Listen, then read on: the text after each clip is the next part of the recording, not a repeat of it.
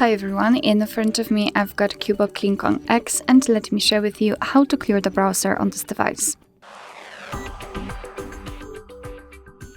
So let's start with opening the browser. In my case it will be Google Chrome, but no worries, this operation is pretty similar in all other browsers which are commonly used.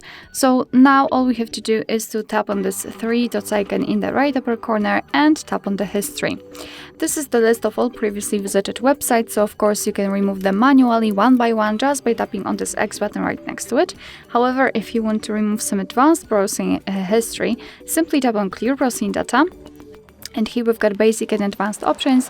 In basics, browsing history, cookies and site data, and cached images and files. And in advanced, saved passwords, autofill from data and site settings. So if you want to remove something, make sure that it is marked. I will remove everything. We can also change the time range from last hour to, for example, all time. So all you have to do is to tap on clear data. And as you can see, the history is empty, which means that we just successfully removed everything. Alright, so that will be all. Thank you so much for watching. I hope that this video was helpful, and if it was, please hit the subscribe button and leave the thumbs up.